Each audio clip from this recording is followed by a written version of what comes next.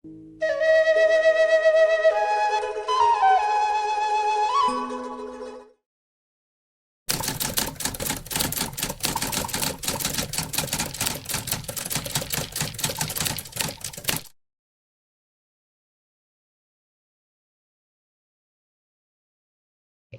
bienvenido, Alfredo.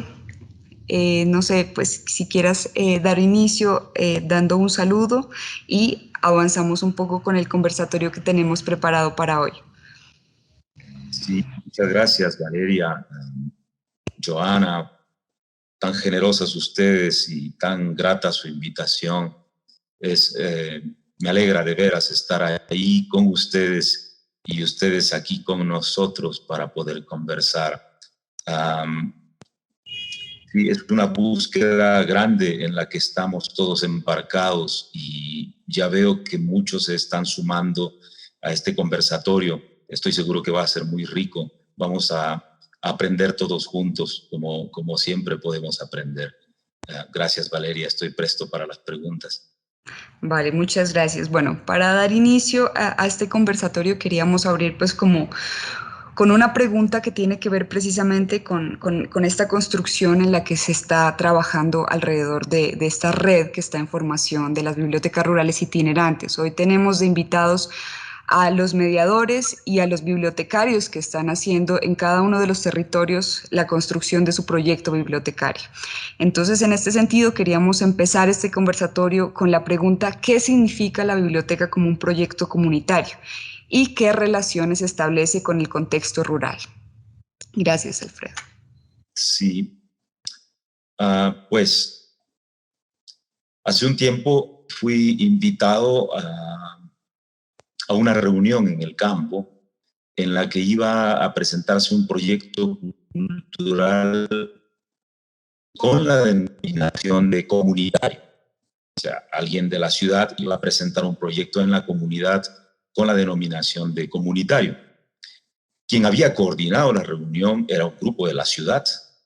Quien conducía la reunión también. Quien había elaborado el proyecto igual. Quien había trabajado la agenda, lo mismo. De las casi 500 personas que viven en la comunidad, estaban presentes más o menos unas 20. Los organizadores se tomaron casi el 100% del tiempo que duró la reunión y explicaron su propuesta usando términos como, a ver si puedo pronunciarlo, emprendedurismo, cientificismo, positividad, empoderamiento, replicabilidad, etc. Pero insistieron mucho en que el proyecto era eminentemente participativo y que así se explicaba por qué lo estaban socializando y por qué habían sido convocados los campesinos. El proyecto entonces, según ellos, iba a ser comunitario. Un procedimiento así no es un proyecto comunitario y no tiene relación con el contexto rural, porque lo comunitario no es una concesión, no es una donación caritativa, no es una dádiva filantrópica o un beneficio que alguien podría dispensarnos. No es una participación fingida ni superficial, y lo sería todavía menos si se tratara o si se trata de una biblioteca. Quiero decir que la biblioteca como proyecto, para que tenga bien puesto el nombre de comunitario, tendría que ser parida por el contexto y emerger de la vida comunitaria.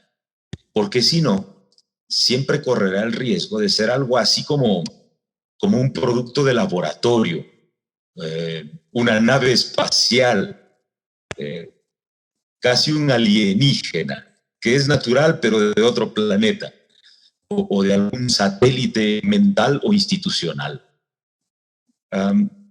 Alguien dijo alguna vez incluso que los mundos de pueblos diferentes tienen formas diferentes. Y no exageraba. es indispensable absolver juntos incluso el significado de las palabras que estamos utilizando, ponernos de acuerdo. Palabras como proyecto, por ejemplo, o como comunitario, antes de empezar una gestión, por correcta que la creamos, porque en una de esas estamos hablando idiomas completamente diferentes. Habrá algunos para quienes la palabra proyecto significa un sueño, para otros un servicio, una respuesta, para algunos una búsqueda colectiva, para otros una forma de lucrar, para algunos proyecto significará el cumplir con la cuota política o el trámite de la ordenanza administrativa y nada más. Y para comprender también qué y quién es la comunidad. Cuando hablamos de comunidad, ¿a quién nos estamos refiriendo? ¿Y para qué entra o para qué se inicia una biblioteca en la comunidad? Porque no solo es el nacimiento, sino también el bautizo lo que define la esencia y el camino de una biblioteca. Esto para empezar con el tema y con el punto en particular, estos componentes definen la relación de la biblioteca con el contexto, porque según lo que se siembre y cómo se siembre y con quiénes se siembre, será la cosecha y se revelará el significado de la realidad. Por lo menos eso es lo que vemos en nuestro caso. Y estoy seguro que en el contexto del continente suele funcionar así, ¿no?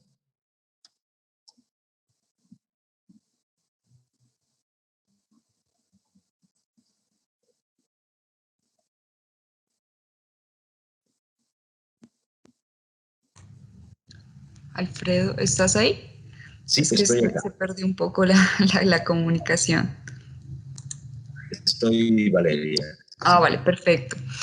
Bueno, sí, tú nos resaltas pues como unos puntos muy esenciales sobre lo que significa ser comunitario y yo creo que estos elementos son claves para este proceso en el que están muchos de los mediadores y los bibliotecarios que hoy nos acompañan.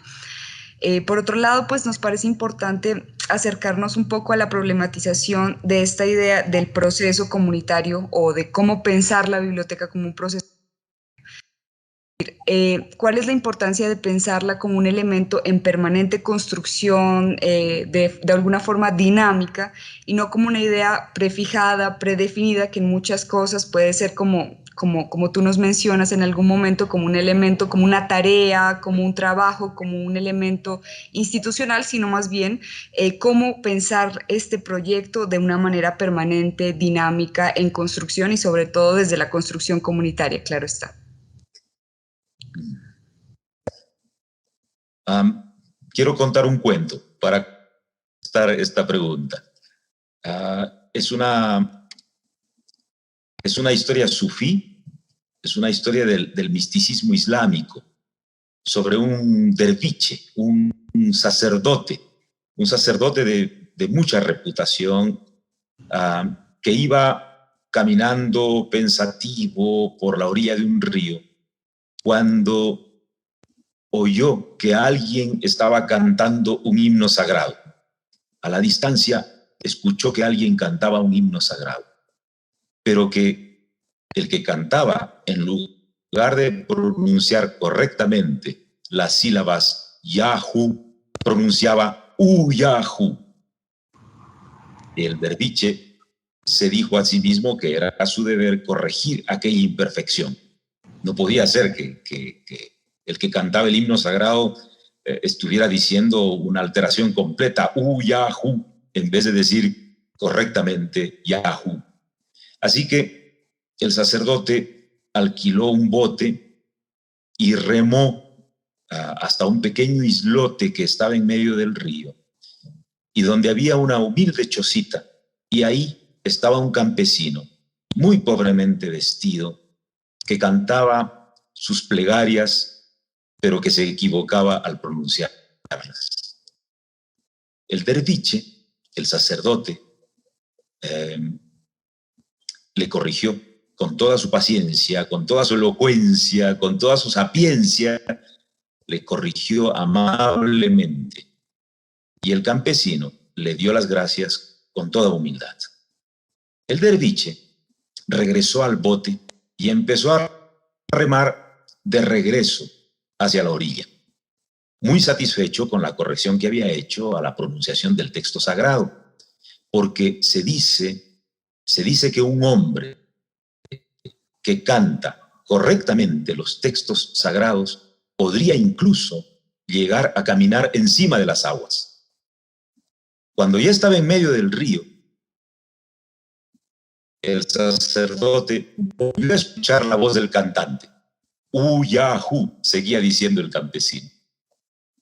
El derviche, a presa del desaliento y la frustración, dejó de remar y empezó a pensar cómo es que se podía ser tan ignorante. Cuando de pronto oyó la voz del campesino que lo llamaba.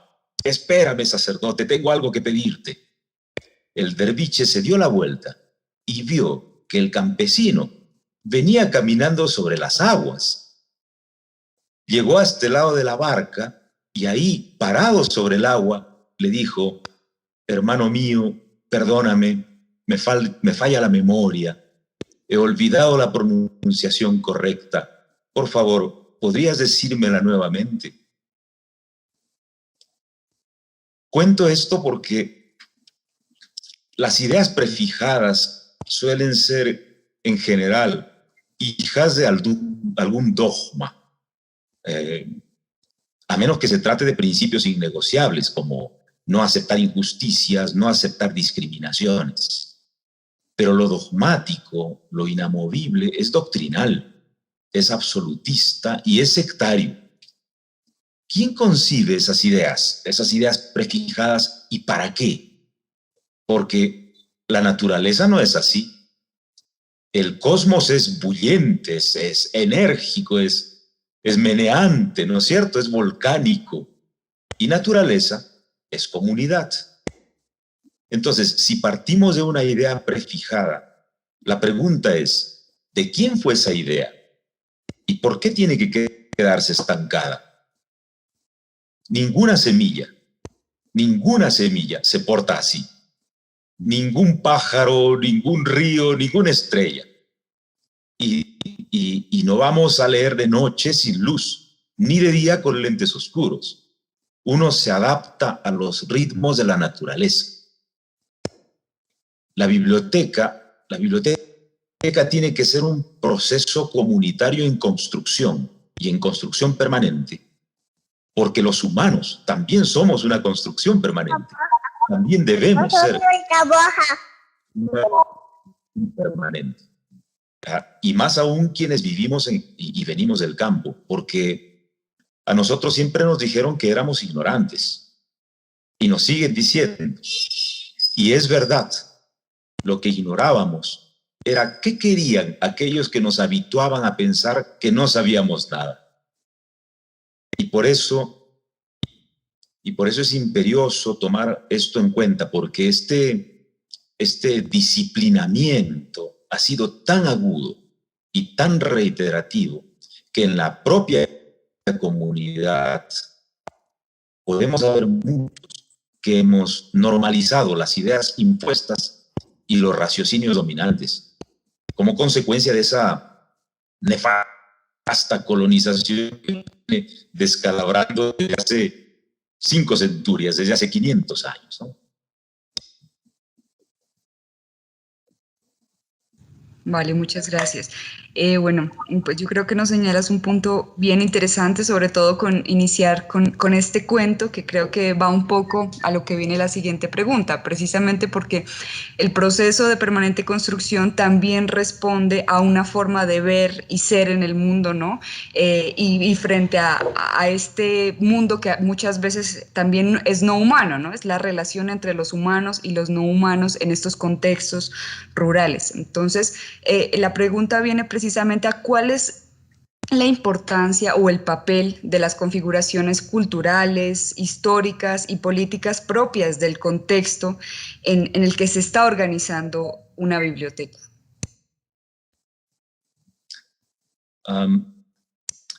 Nuestro querido amigo Eduardo Galeano recordaba que en 1581 el rey Felipe II había afirmado ante la llamada Audiencia de Guadalajara, que era en ese entonces el más alto tribunal de la corona española, afirmó este rey que ya 1/3 de los indígenas de América había sido aniquilado.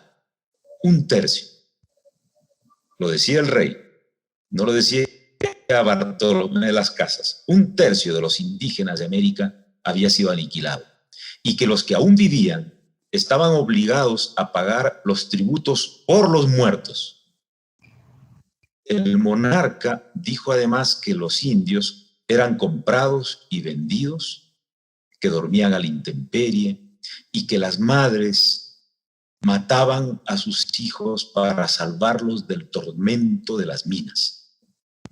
Pero, además, la hipocresía del imperio no tenía límites, ¿no? La corona recibía 1/5 parte del valor de los metales que arrancaban sus súbditos. Entonces, por un lado, como quien dice, denunciaba, pero por el otro lado, cobraban. ¿Por qué estoy contando esto? ¿Por qué estoy recordándolo? Porque esta mezcla de crueldad, de demolición, de inclemencia y cinismo no ha terminado.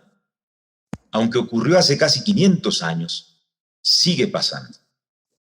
Los hijos de la tierra, que aman y defienden la tierra, siguen siendo perseguidos, siguen siendo exterminados. Los portadores de sueños son acorralados, los rebeldes son terruqueados, los indóciles son vapuleados. Y como si eso fuera poco, a nuestros hijos se les puede desensamblar el cerebro gratis frente a los televisores y a los videojuegos. Ahí nos desalmamos y nos mineralizamos, porque la configuración de la injusticia no es accidental ni circunstancial, es estructural. Y estas configuraciones terminan entonces condicionando y determinando las propuestas que hacemos dentro de su régimen, de manera de conocimiento constante de la realidad, un diagnóstico íntegro, con mirada libre de torceduras, es más que necesario en la organización de una biblioteca. Porque si no, es como poner maceteros en medio del bosque. La biblioteca no puede darse el lujo de estar de espaldas a la gente, a su devenir histórico, a sus cicatrices, a sus sueños, a su aliento y a sus necesidades. De modo que en la línea de tu pregunta, Valeria, las configuraciones culturales, históricas y políticas propias del contexto son también las configuraciones culturales, históricas y políticas propias de la organización de una biblioteca. No son su reflejo, son su proyección, su irradiación, su genuina preocupación. Pongo un simple ejemplo. Hace solo 4 días, el agua comenzó a ser cotizada en el mercado de futuros de la Bolsa de Valores de Wall Street. La noticia dice que el agua comenzó este lunes a cotizar en el mercado de futuros de materias primas debido a la escasez de este bien, cuyo precio fluctuará ahora como lo hacen el petróleo, el oro o el trigo. La biblioteca no puede ser ajena a las biografías de la tierra y a las semblanzas de los pueblos, sino ¿a qué conocimientos alude? La biblioteca no es un congelador de ciencias, es un centrifugador de conciencias. Es el territorio vivo de la memoria, como también de la belleza, de la historia, de lo crucial y de lo primordial. Gracias, Alfredo. Bueno, y ya que estamos hablando de organización y cómo de alguna forma el elemento cultural y las configuraciones culturales juegan un papel crucial en la construcción o en la organización de la biblioteca, pues queremos preguntar también qué elementos se deben tener en cuenta a la hora de generar una articulación y una colaboración como comunidad, ¿no? Para consolidar un proyecto autónomo. Yo creo que la articulación y la colaboración tienen que ver con esa configuración cultural, histórica y política de la que ya has hablado. Entonces, en este momento, ¿qué elementos se deben tener en cuenta a la hora de generar esa articulación y colaboración? Voy a decirlo desde nuestra humilde experiencia, Valeria, y, y voy a mencionar una que es casi como la amalgama de la respuesta a en relación a todos estos elementos. Hay una copla del maestro Atahualpa Yupanqui llamada El Pintor. Algunos de sus versos dicen así: creyendo hacer cosa buena, un pintor me pintó un día, mas me pintó por afuera, porque adentro no veía. El pintor, y en esto no hay duda alguna, pues solo pintó mi poncho y se olvidó de mi hambruna. ¿Cuándo vendrá ese pintor que pinte lo que yo siento? Ganas de vivir la vida sin angustias ni tormentos. En el fondo se trata de eso, de ver más allá de la superficie que nos obligan a mirar. Nosotros en el campo insistimos siempre en que no somos los vulnerables, somos muy fuertes, pero hemos sido atacados siempre y maltratados, negados siempre. Llegado el caso, ellos son los débiles, porque no pueden tener la cabeza libre de prejuicios, porque no pueden sacudirse la mente y porque niegan su propio corazón silvestre. La autonomía, como decía antes, no es una adjudicación, es un derecho y un deber.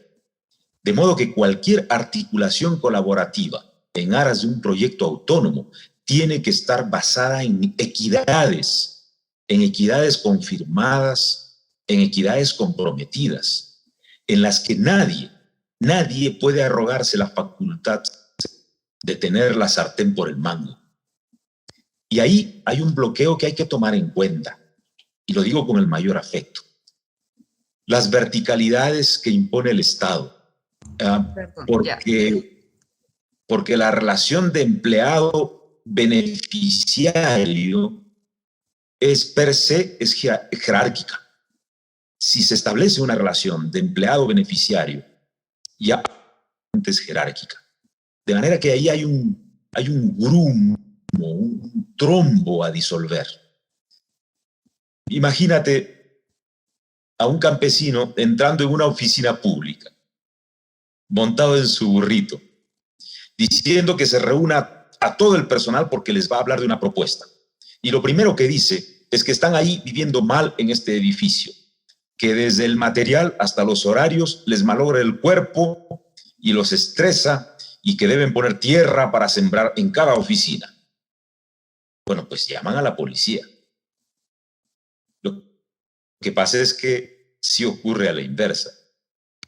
Es así como con las bibliotecas en el campo. Deben emerger desde la percepción y la cultura de los propios vivientes del campo, con sus propias formas, sus colores, sus estilos, con su dimensión territorial y espiritual. Que no va a ser un Dios alegre si habita un Dios. Lo genial, en realidad, lo genial sería entrelazarnos como comunidades. La comunidad que trabaja la promoción de la lectura y la biblioteca, la comunidad campesina, la comunidad del propio campo. Entrelazarnos como comunidades. Eso sería fantástico. Así la articulación tendría una búsqueda común, porque comunidad es estar juntos, entre personas, con la naturaleza, con lo que vive y con lo que quiere vivir. De manera que el control social es así, inherente a las búsquedas y a los caminos, ¿no? Gracias, Alfredo. Bueno, tú nos hablas aquí de algo muy interesante y es empezar a establecer esos diálogos entre lógicas muy distintas, pero sin hacerlo de manera vertical y jerarquizante. Yo creo que este es un reto muy grande, ¿no? Otro de los grandes elementos y dogmas puede ser que tenemos en Occidente es esta concepción que tenemos sobre sostenibilidad muchas veces, ¿no? Que en muchos sentidos se limita a lo económico en muchas ocasiones, en la idea de estos proyectos, ¿no? De ser sostenibles y todo el asunto. Sin embargo, pues mi siguiente pregunta va a otro aspecto de la sostenibilidad y es precisamente la red en Cajamarca se ha caracterizado por perdurar en el tiempo, ¿no? Por llevar muchos años de construcción y de sostenibilidad en otros aspectos dentro del territorio. Entonces, teniendo en cuenta esta experiencia, me preguntaba cuáles son los elementos esenciales y recomendaciones que podrías hacer a otras personas que nos están escuchando hoy en este conversatorio para que se germine y se sostenga en el tiempo un proyecto comunitario alrededor de la biblioteca. Sí, gracias, Valeria. El próximo año, en marzo, el 31, cumplimos 50 años de bibliotecas. Cuando me lo preguntan, tengo que decir, bueno, disculpen la memoria, porque son tantos años, es medio siglo, ¿no? Es increíble. Pero si tuviera que señalar algunos elementos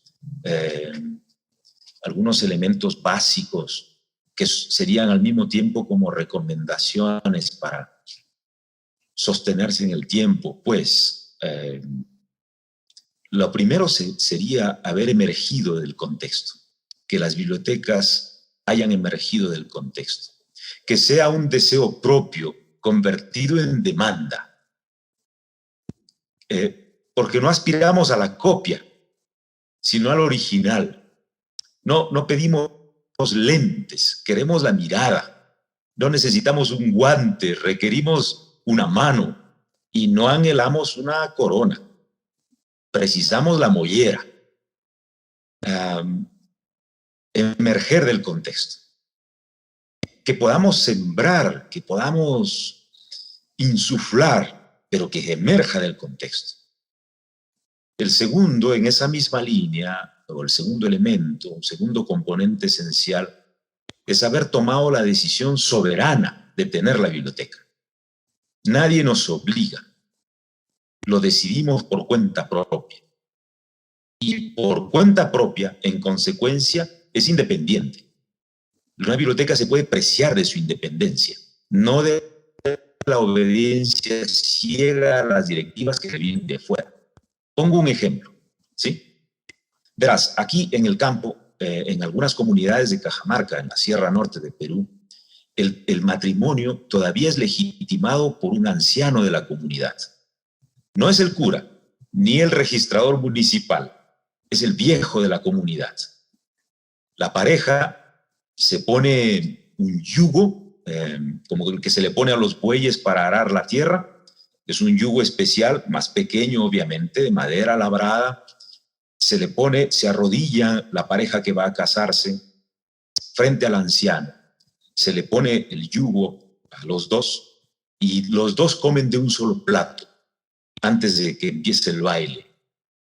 Los dos comen el mismo plato, un plato muy humilde, comen de esta comida y juran estar bien y estar juntos. Alguna vez fui testigo de un incidente relacionado con esta unión soberana.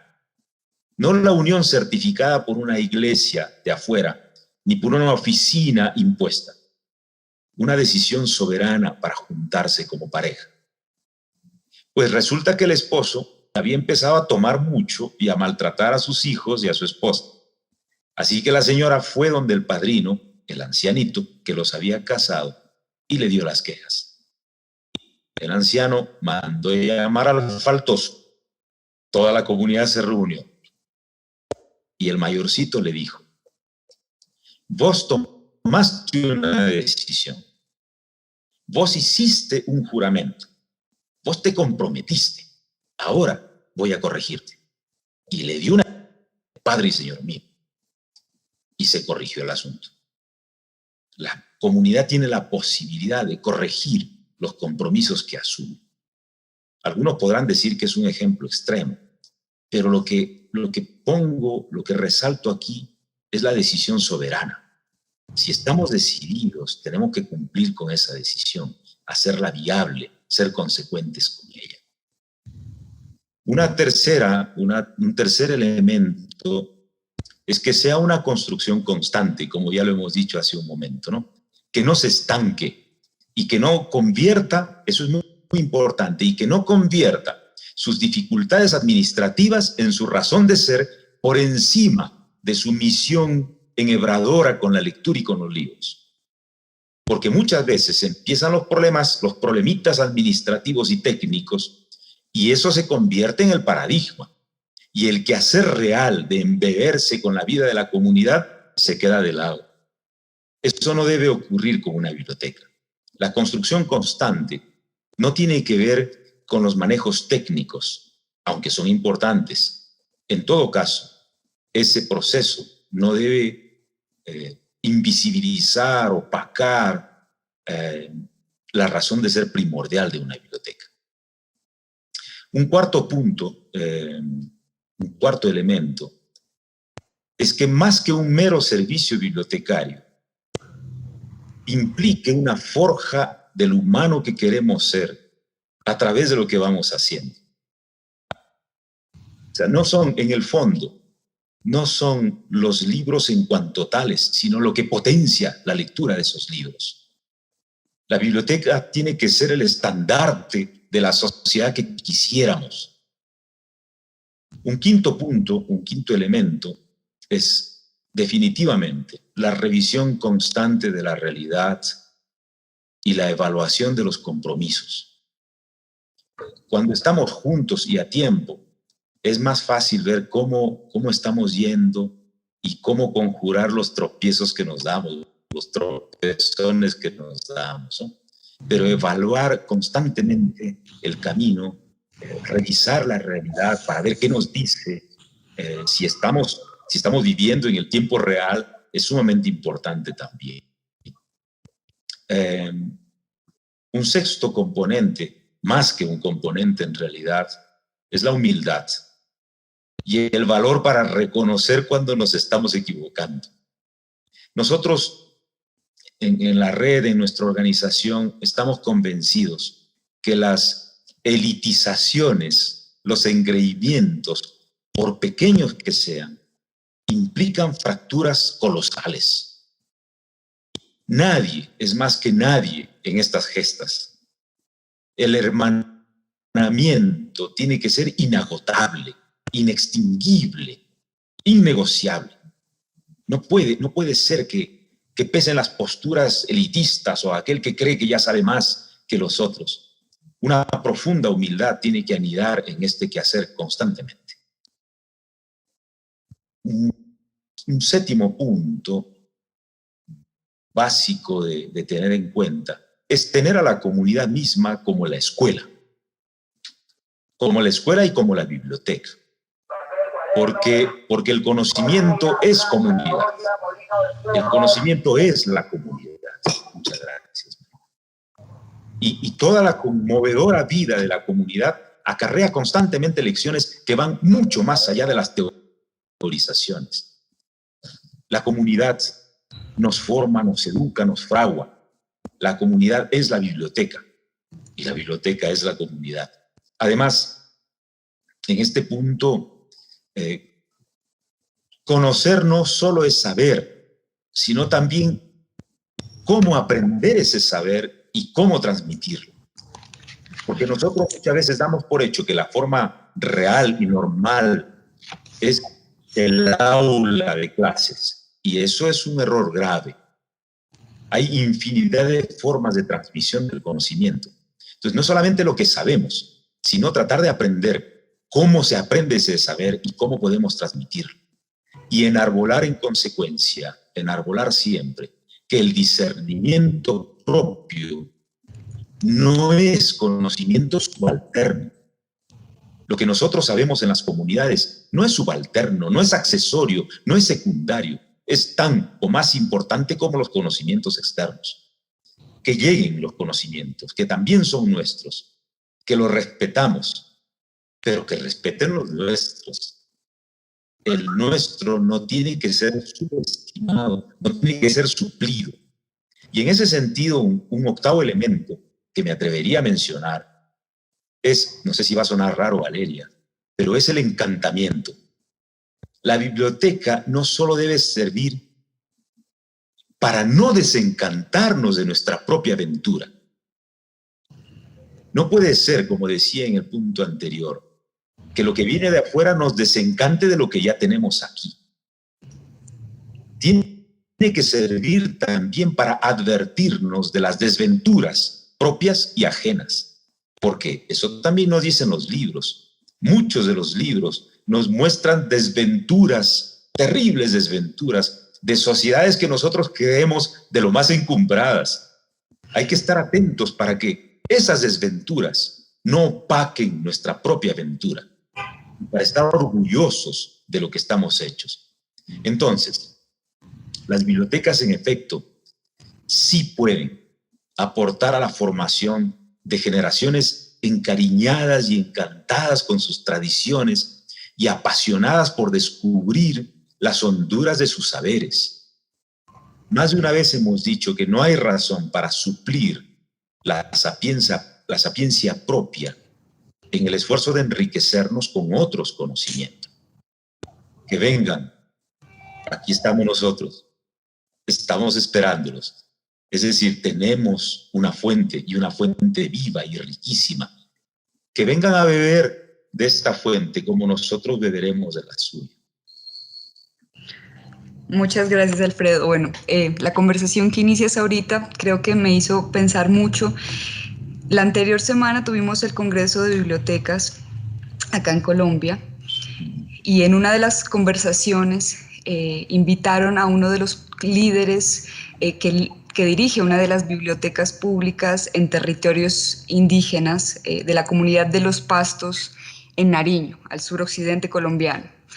Él destacaba algo muy importante y él nos decía en este conversatorio: la palabra biblioteca quizás en nuestra cosmología no tiene mucho sentido. Nosotros como biblioteca no pensamos, o sea, es decir, esta es una concepción totalmente externa.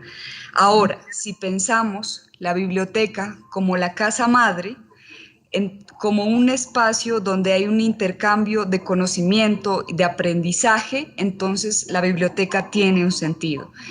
Esto lo encontré un poco de relación porque sé que en la red de bibliotecas de Cajamarca hablan de casas de vida. Encontré ahí de alguna forma una relación muy interesante con este caso que Aldemar Ruano nos comentaba en la anterior semana en el encuentro que hubo a nivel nacional. Y quería preguntarte precisamente, ¿qué implica pensar la biblioteca como una casa de vida? Sí, sí, es verdad que lo de la palabra biblioteca no define lo que andamos y no define lo que somos en realidad. Pero bueno, esa es la palabra con la que nos bautizamos y esa es la palabra que seguimos andando, ¿no? Si alguna vez la comunidad decidiera cambiarle de nombre, pues a ver, conversaríamos, qué ponerle, qué palabra definiría lo que venimos haciendo, qué palabras reflejarían lo que venimos haciendo y siendo. Y sí, alguna vez mencioné aquello que las bibliotecas no solo nacieron para evitar el olvido, sino para avivar los recuerdos. Y lo dije recordando aquellas primigenias bibliotecas del antiguo Egipto, donde eran llamadas casas de la vida, para diferenciarlas de los almacenes de papiros, que eran llamados casas de los libros. Y en aquellas casas de la vida se avivaban los escritos, porque se transcribía, se leía, se interpretaba y se compartía. Era un modo de insuflarle vida a los textos y de ataviarle cuerpo a la palabra, ¿no? Lo que ocurre es que si la biblioteca está adherida a la vida de la comunidad. El sentido de la comunidad se revela patente en el quehacer de la biblioteca. Y lo cierto es que, a diferencia de las ciudades, en el campo, todos los días se convoca, se atestigua, se comparte y se produce vida.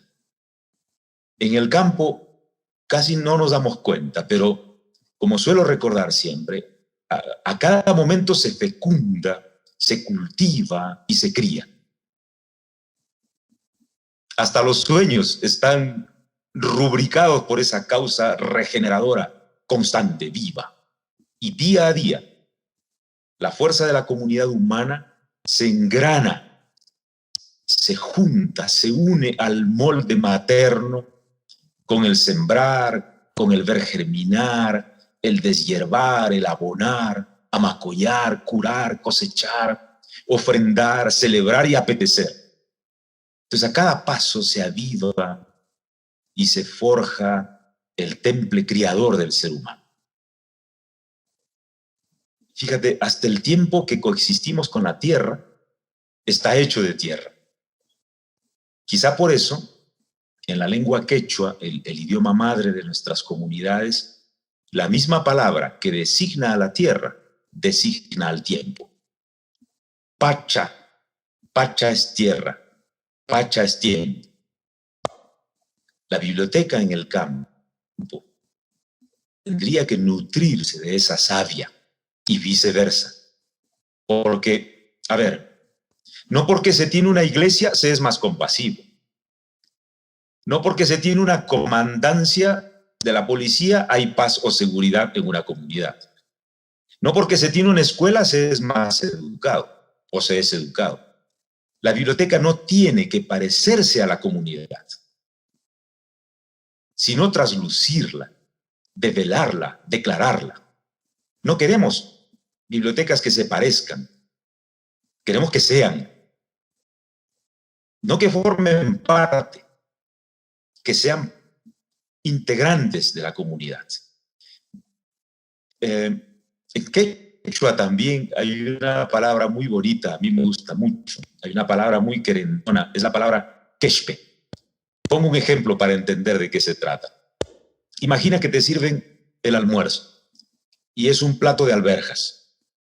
Estás comiendo tus alberjitas y de pronto sientes en la boca la suave dureza de una alberja.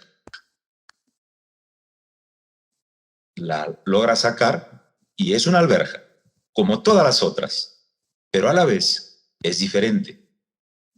Es durita, casi cristalizada, tiene otro color muy intenso. Ese es un quechpe.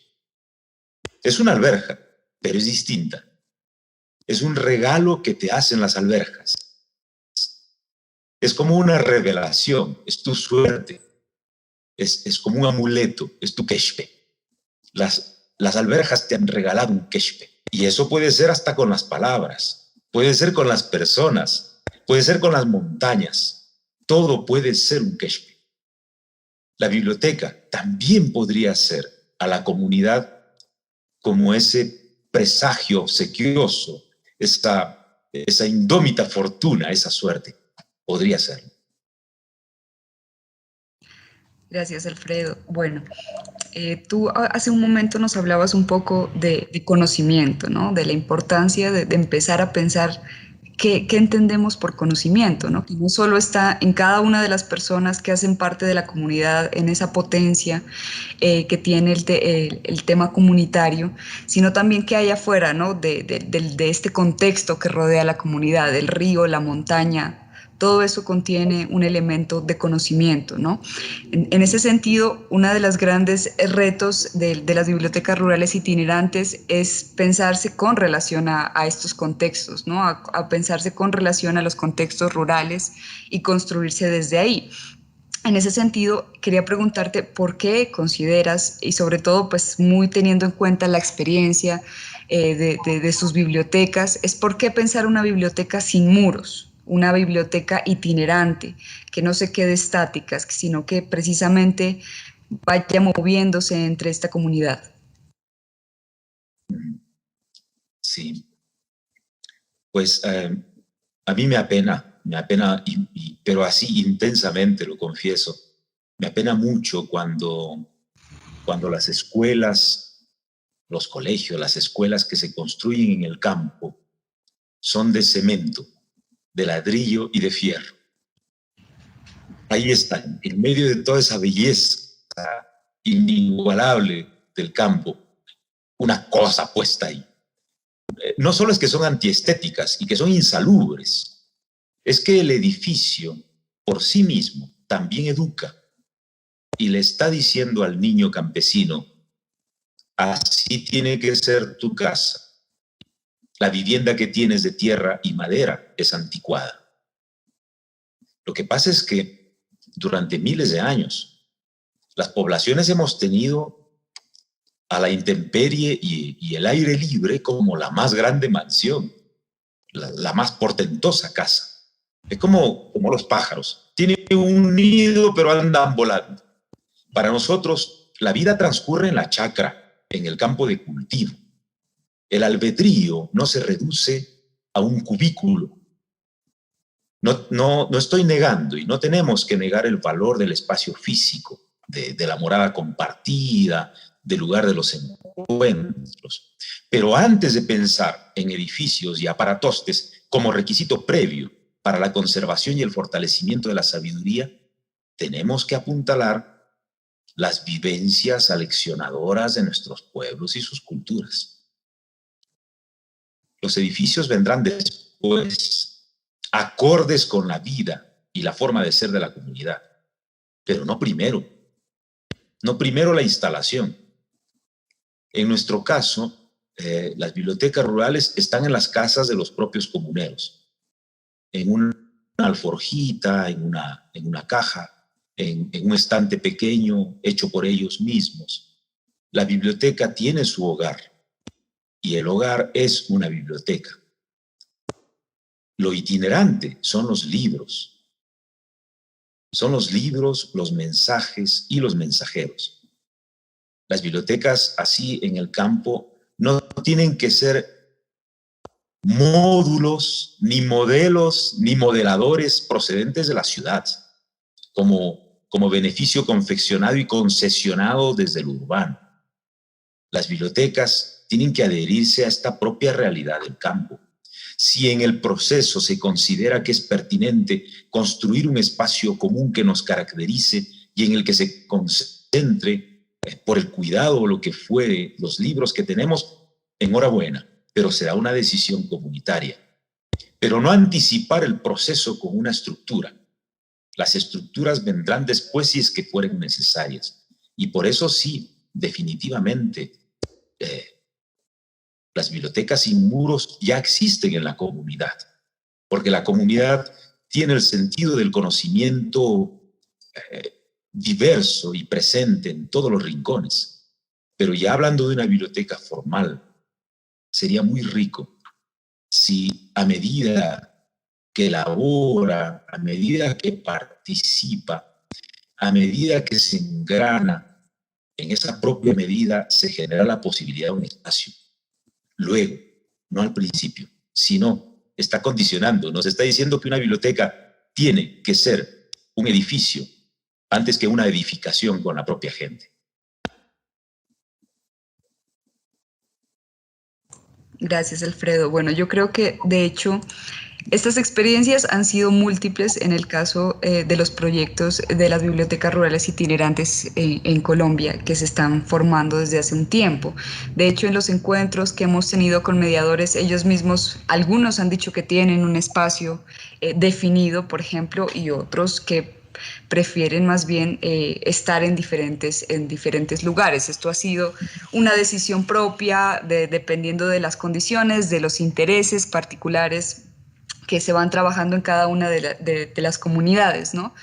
Ahora, por otro lado, uno de los grandes retos que se piensa actualmente, la construcción de estos proyectos, es empezarse a pensar como red, ¿no? Empezarse a conectar no solo en el trabajo de que, bueno, todos están bajo la idea de construir un proyecto autónomo de tipo comunitario, bibliotecario, que además tiende a ser muy variado, múltiple, ¿no? No hay un solo modelo.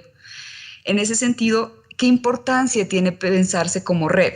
Tratando de alguna forma de evitar la jerarquía, ¿no? Y más bien priorizando el sentido comunitario. Pues hay dos elementos, dos componentes en la noción de red que son ineludibles. Su sentido de tejido y su sentido de horizontalidad.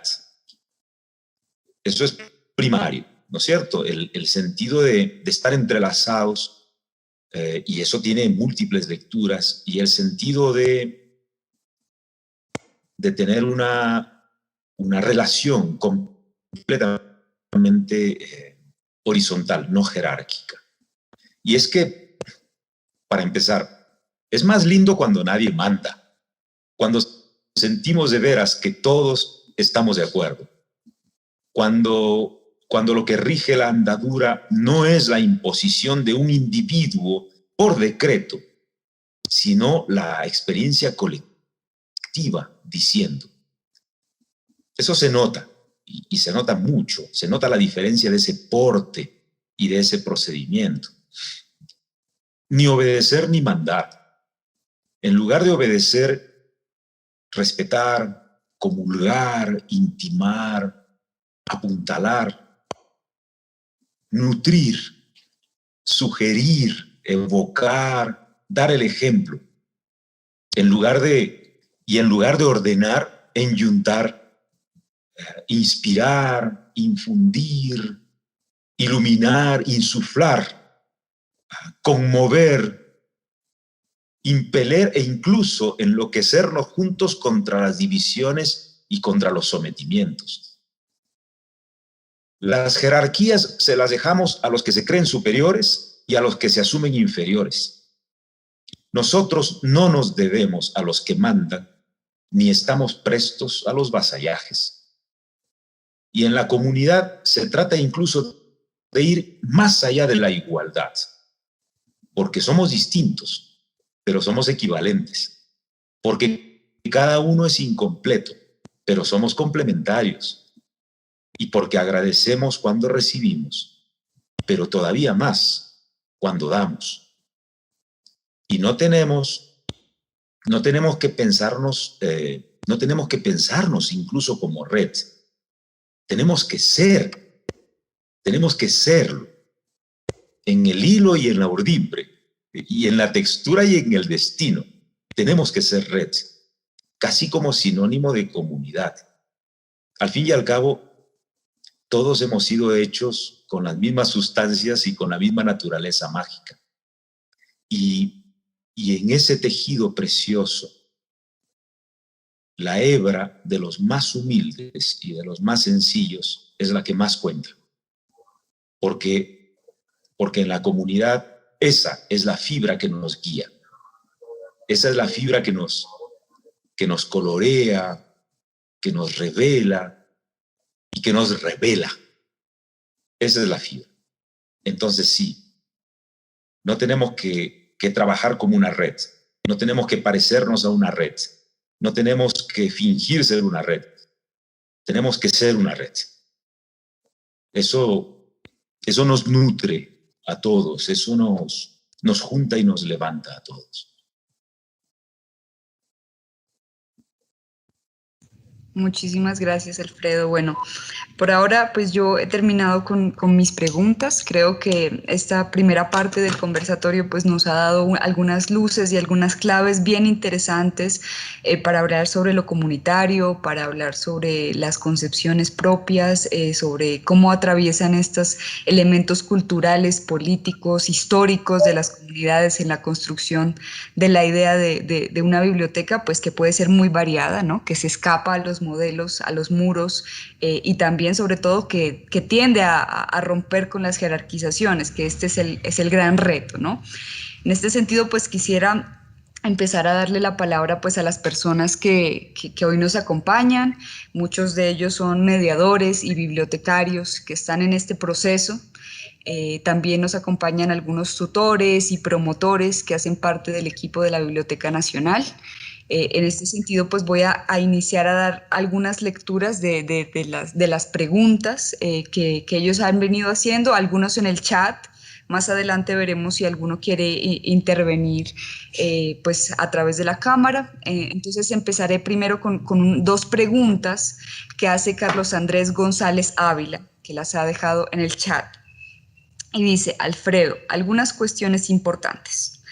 Primero, la tierra y la historia de los pueblos latinoamericanos y sus comunidades, ¿cómo influyen o se relacionan en las colecciones, los saberes y conocimientos que se conservan y se gestionan en la biblioteca? ¿Es posible un proyecto bibliotecario para Latinoamérica sin tener en cuenta la historia y la tierra? Esa sería su primera pregunta, ¿no? Y la segunda pregunta que hace, dice, en el caso del proyecto BRI, que es el de las bibliotecas rurales itinerantes, ¿qué nociones o ideas te generan contradicción entre la iniciativa estatal y el protagonismo de las comunidades? ¿Cómo trabajarlas? ¿Es posible, necesario cuestionarse también la idea del Estado? Yo creo que podríamos empezar con esas dos preguntas que son las que están en el chat por ahora. Sí. Nos da para otro conversatorio. Muchas gracias, Carlos Andrés, por las preguntas. Pues hoy día en este conversatorio no hemos tocado el tema de la memoria colectiva, de la tradición oral, de las versiones propias, del sentido propio de la vida, puesto en la biblioteca, presente en la biblioteca. Y voy a hablarlo desde el campo nuestro, desde el trabajo nuestro con la red. Lo que pasa es que en bibliotecas rurales de Cajamarca, prácticamente el 60% de lo que podríamos llamar la colección completa de toda la organización está formada por libros que nosotros mismos hemos hecho. Es para poner en concreto de alguna forma lo que ya he señalado en algún momento durante este conversatorio, porque los libros los venimos haciendo desde el año 1981. El primer librito salió en el año 83. Y ahora tenemos más o menos ya prácticamente 200 títulos publicados y un montón en lista para publicarse, porque el acopio de la sabiduría campesina es un quehacer que no ha cesado. Eso comenzó fuertemente en el año 1981 y no hemos parado desde entonces, al punto que hemos formado lo que llamamos el Archivo de la Tradición Oral Cajamarquina, donde se juntan los manuscritos, las cartas, las grabaciones que nos envían los comuneros desde toda la región de Cajamarca y que nosotros venimos recogiendo desde más de 40 años, ¿no? Y con ese material se trabajan, se producen los libros. Es todo un proceso, casi podría decir que es un proyecto aparte, pero no lo digo porque forma parte de todo el entramado, en realidad. Entonces se recoge la tradición oral como parte del quehacer de la lectura y con estos propios materiales se producen los libros que después regresan al campo. Entonces, el decir de la tierra está presente en las bibliotecas. Entonces, no solamente es cómo se forja una biblioteca y cómo emerge, es qué la compone, qué la constituye. No es que caminamos con pies prestados, no es que abrazamos con brazos prestados, no es que miramos con ojos que no son nuestros. Estamos nutriéndonos con los conocimientos universales, pero estamos teniendo un punto de partida con los conocimientos nuestros.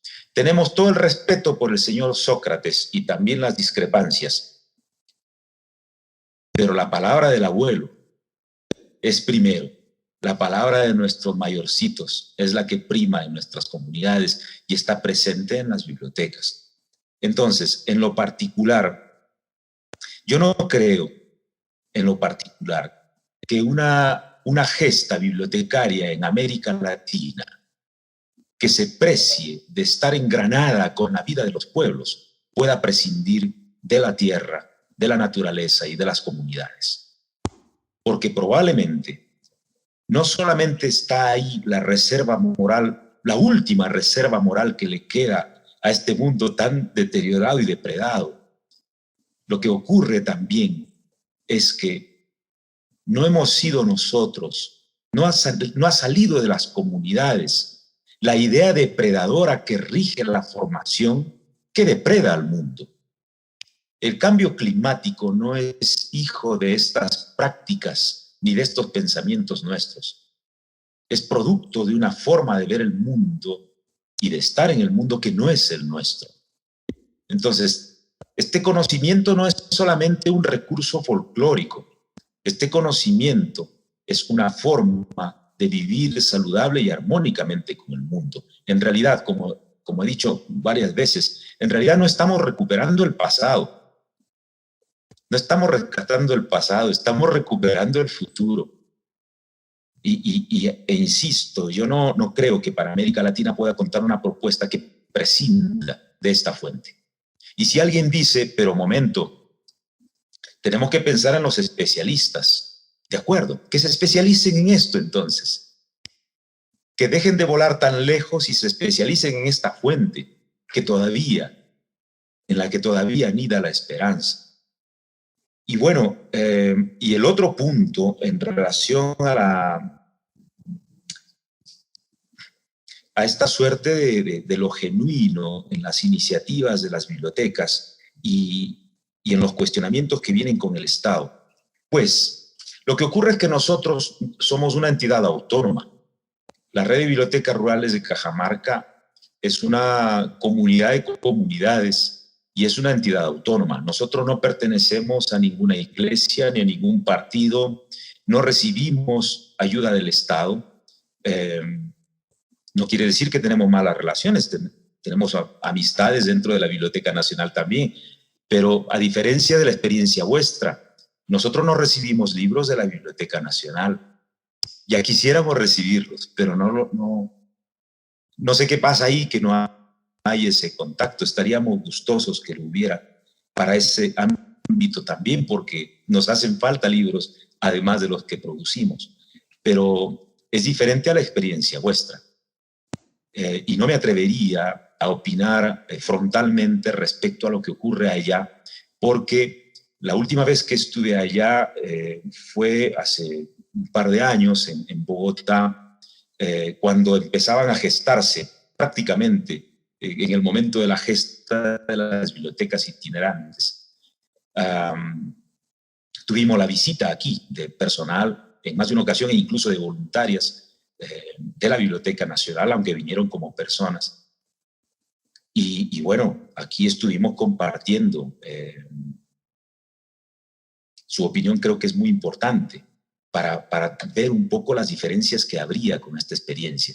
De cualquier manera, lo que sí podría decir, para no ser irrespetuoso con el proceso extraordinario que ustedes están llevando a cabo, lo que sí podría decir es que tendríamos que apostar a una diversidad de propuestas en el caso de Colombia, porque en el campo de Colombia todavía resulta inaccesible en muchos lugares y estuvo durante más de medio siglo sin poder ser visitado, sin poder ser compartido, sin poder ser aprendido, ¿no es cierto?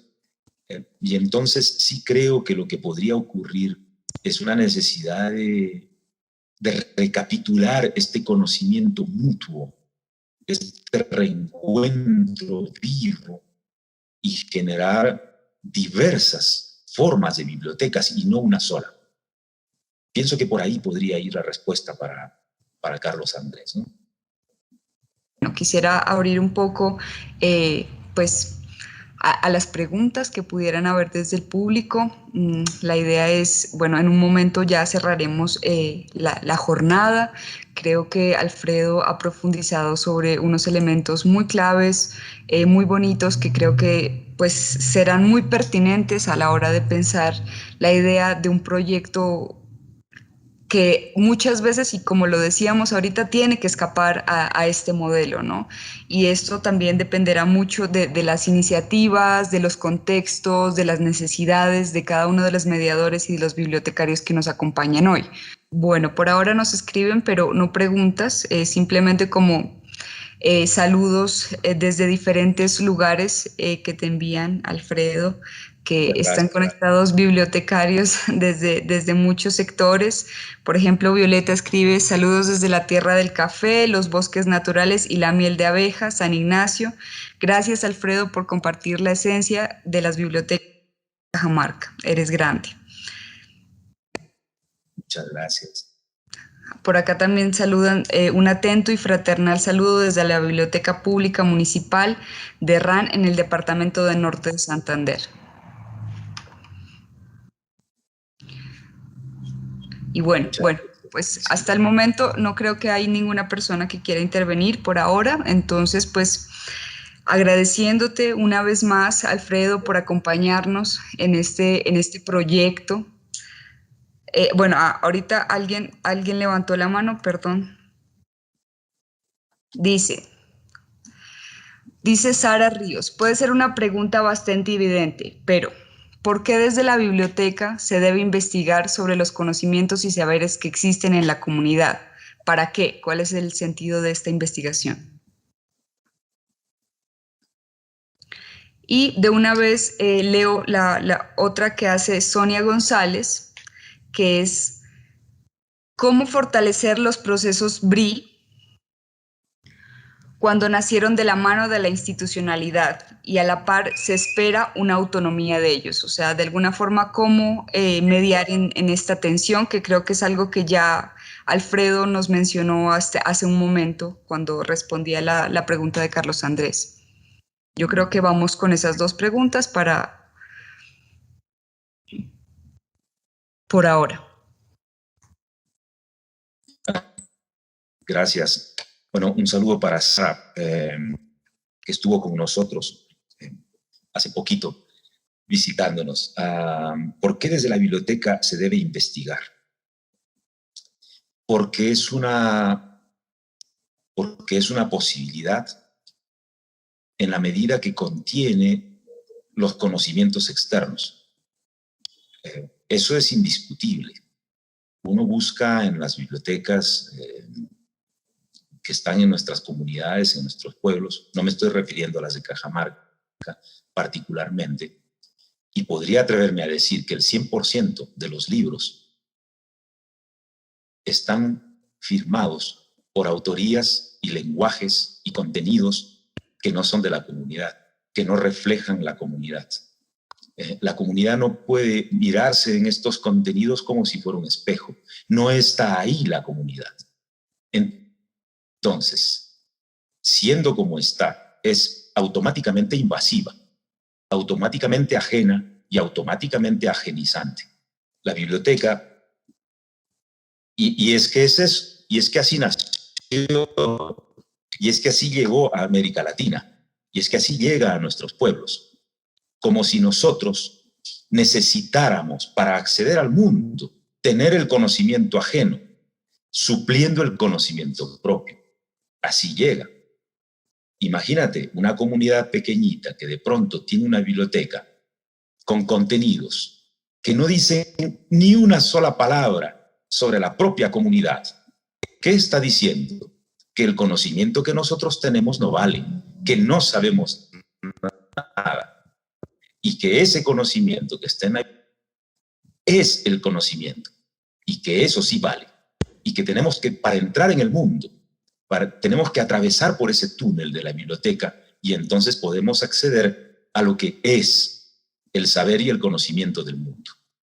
Entonces, esta negación automática, aparentemente inocua, no es tal porque está siguiendo el engranaje y el modelo invasivo, negador de la sabiduría propia.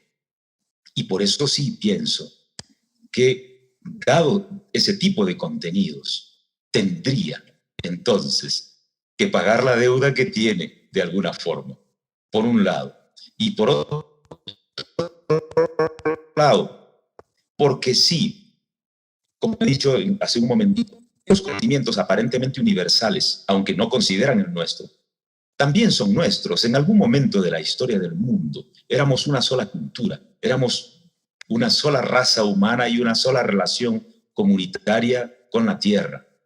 En algún momento se quebró, se descalabró. De manera que investigar, saber, conocer, no es solamente para nutrir los contenidos de la biblioteca, sino para poder echar por tierra ese supuesto que el conocimiento que viene de afuera es la verdad única a la que tenemos que acceder. Y para poder recuperar, en el fondo, no solamente los conocimientos de la propia comunidad, de lo que se trata es de recuperar la dignidad.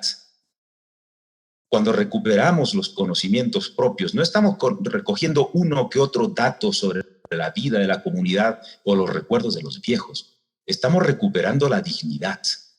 Estamos recuperando el lugar que deberíamos tener como personas, como seres humanos, como hombres, como mujeres y como pueblos, ¿no? Por eso deberíamos investigar, deberíamos estudiar, deberíamos acopiar. Y lo otro, la otra pregunta, bueno, como vos dijiste, Valeria, de alguna forma la contesté, pero el hecho que una biblioteca haya sido formada por el Estado, eso no quiere decir que no es nuestra biblioteca, porque al fin y al cabo es nuestro derecho. Tener el servicio, tener la presencia, tener el interés, tener la participación, es un derecho nuestro. Un derecho, es una obligación del Estado y es un derecho nuestro tener esa posibilidad. Depende un poco cómo lo criemos, cómo lo adaptemos nosotros, ¿no? Durante la llamada conquista de nuestros pueblos, llegaron los bueyes, no los teníamos acá, los hicimos nuestros. La forma de arado que tienen los bueyes con los que aramos nuestra tierra no tiene nada que ver con la forma de los yugos y las piezas que tienen los arados europeos, sino los que nosotros hemos reinventado, hemos criado. Tampoco el idioma que estamos hablando es nuestro, pero lo hicimos nuestro. Lo descabalgamos y lo hicimos hablar de acuerdo a nuestra propia manera de ser. El trigo también no era nuestro. Y así como ellos, un montón de elementos. Las guitarras no eran nuestras, pero las hicimos cantar como nosotros cantamos. Y el trigo lo hicimos crecer como nosotros crecemos. Entonces sí, es posible que llegue una biblioteca. Es responsabilidad de la comunidad cómo la criamos, cómo la adaptamos, cómo la condicionamos a nuestra propia manera de ser y ver el mundo y estar bien con él. Muchas gracias, Alfredo. Bueno, tomaré dos preguntas más, dado que pues ya se va agotando nuestro tiempo. Y son dos preguntas que hacen los asistentes. La primera de ellas es hecha por Igor y dice, ¿cómo lidiar con la virtualidad desde las bibliotecas rurales? Pues teniendo en cuenta sobre todo el contexto que vivimos actualmente de pandemia. Proyectos bibliotecarios se han desarrollado a lo largo de este año, principalmente teniendo en cuenta este tema de la virtualidad. Y la otra pregunta, hecha por Juliana Ramírez, dice, ¿cuál es el perfil del mediador BRI que usted considera que debe tener una persona para que estos procesos realmente florezcan? Los mediadores son de alguna forma estos representantes, líderes comunitarios, aquellas personas que están de alguna forma en la comunidad, en el territorio, mediando este proceso de la construcción de un proyecto bibliotecario, que si bien es común, es colectivo, pues el mediador es esa persona de alguna forma, precisamente la persona que media en este proceso de construcción. Serían esas dos preguntas, yo creo que para finalizar. Sí, muchas gracias. Igor, un saludo. Supongo que es nuestro Igor, un compañero nuestro. Y agradezco mucho también la pregunta. ¿Cómo lidiar con este tema de la virtualidad? No sé si tenemos que lidiar realmente, o tomarlo como una lidia. Lo que ocurre es que alguien me dijo alguna vez, pero bueno, si ya tenemos las tablets o los celulares, ¿para qué continuar con los libros? Momentito. Pero un celular o una tablet no se la adquiere para leer, no suple la lectura, no es un sustituto inmediato y real de los libros. Es un componente en el que podría leer, pero no lo he adquirido para leer. No consigo una computadora para leer. Entonces, lo que está en riesgo es la lectura, no el medio, sino la lectura en cuanto tal. Y el libro impreso, tiene una serie de características relacionadas absolutamente con la lectura. Es una tecnología que no ha caducado todavía. No ha caducado. Esta tecnología no se puede decir que es una tecnología que ya pasó de moda. Es una tecnología fantástica que estamos todavía desaprovechando. Lo que pasa es que las nuevas generaciones, si es que nosotros queremos, emergen al mundo y lo primero que tienen no es un libro al frente, es un celular al frente. No ven a sus padres leyendo un libro, no ven a sus profes leyendo un libro, no ven a sus compañeros y amigos leyendo un libro. Ven jugando con celulares o ven diciendo cualquier cosa con una tablet, porque no es una herramienta de lectura. El libro es una herramienta. Entonces, lo que hay que potenciar en realidad es esta intimidad con la lectura, es esta relación con la potencia que tiene la lectura como vía transformadora, como forma de arreglar, tratar de arreglar la mente humana y la condición de la tierra. En el fondo se trata de eso. Entonces, el tema no es tanto de las tecnologías, porque si pueden ser aprovechadas, hay que aprovecharlas. Pero el medio y el sentido de la lectura tiene una connotación que no va a poder ser cubierta por estos medios tecnológicos modernos o contemporáneos, ¿no? Entonces, sí, tenemos que potenciar la organización en torno a la lectura, no necesariamente en torno al libro, en torno a la lectura, porque podría ser la lectura de la montaña, podría ser la lectura de la calle, la lectura del paisaje, la lectura de los rostros, la lectura de los cuerpos. Tenemos que reivindicar la potencia que tiene la lectura.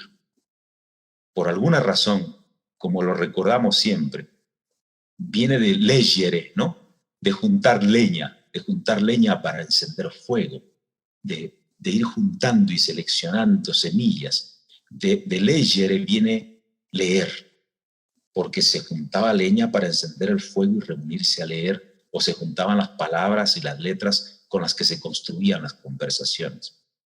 Y lo otro, en torno al perfil, yo diría solamente dos cositas. No me atrevería a establecer un perfil. El perfil que debería tener un promotor, un animador de una biblioteca rural itinerante, es el perfil que nosotros en la propia comunidad debemos construir. No hay reglas para eso.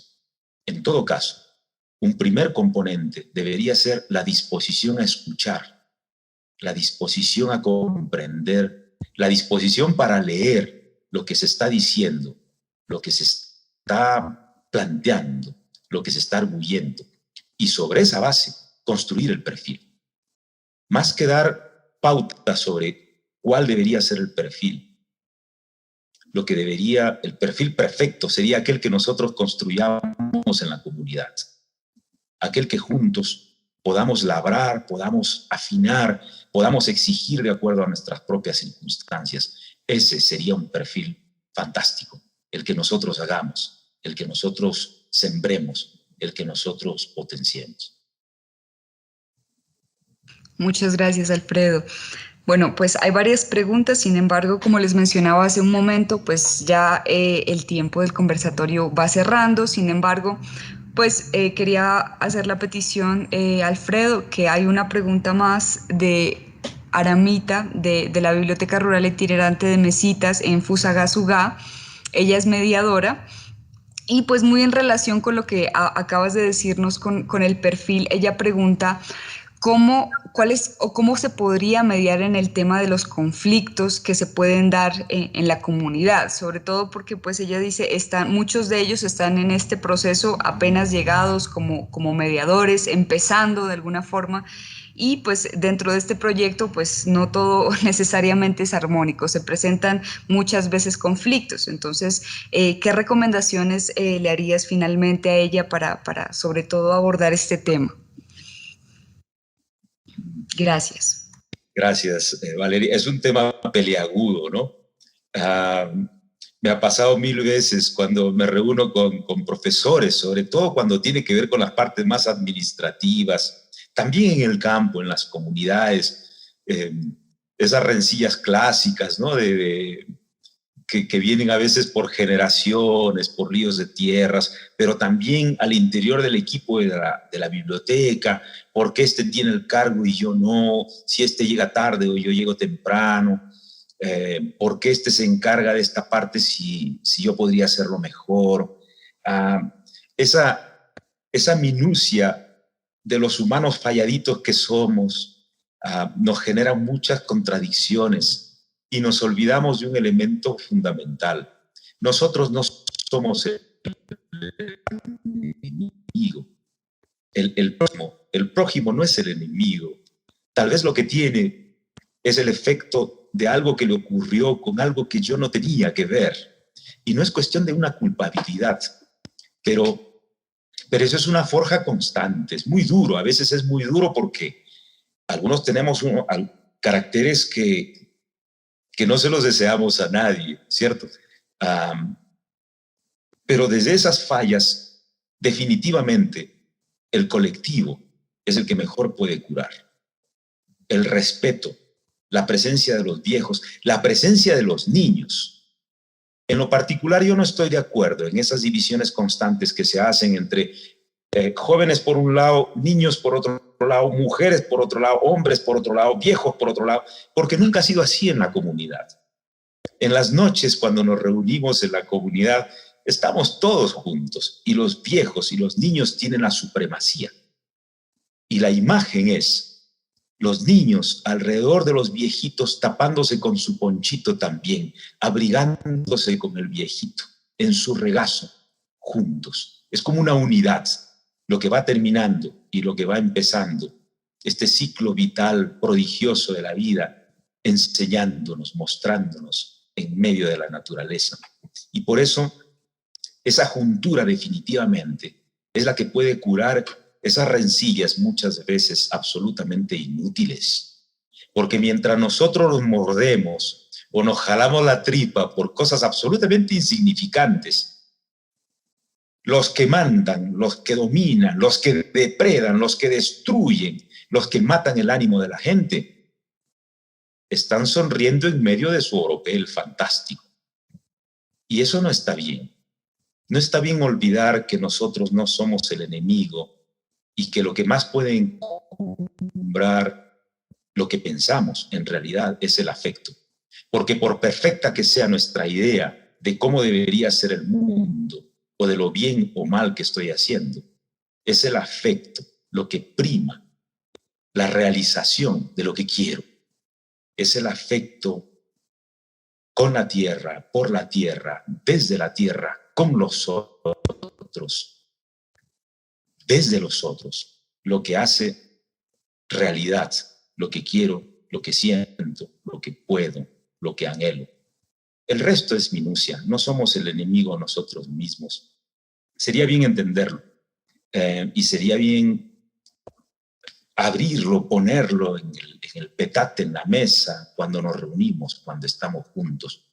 Porque si no, siempre quedará como el comentario detrás, ¿no? El que uno hizo, y no ponerlo en la asamblea.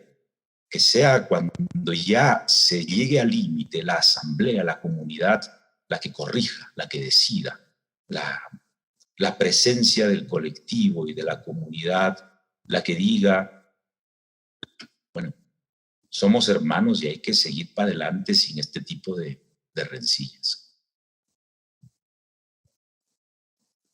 Bueno, muchas gracias, Alfredo.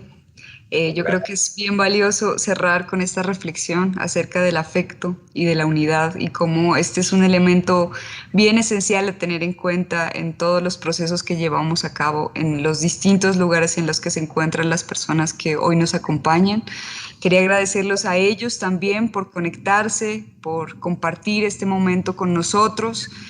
Alfredo, por supuesto, por su voz, por su sabiduría y sobre todo por el compartir este saber, esta experiencia también que viene desde la red en Cajamarca. De verdad es para nosotros un placer escuchar todas estas reflexiones y poderlas compartir y sobre todo pues que de alguna forma hagan eco y de alguna forma también las reflexiones que se generan en los territorios también hagan eco en ti, que eso era uno de los grandes aportes de este conversatorio y del conocimiento que se construye conjuntamente.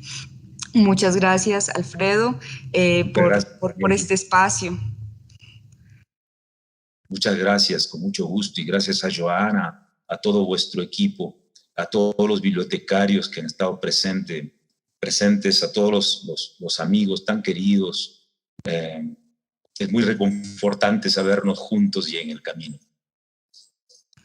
Bueno, muchas gracias por asistir hoy. Hay muchas personas que están pues despidiéndose por el chat, agradeciendo, mandando un gran abrazo desde la distancia y una vez más agradeciendo por estas palabras que en estos momentos reconfortan y llenan de mucha esperanza. Muchas gracias, Alfredo.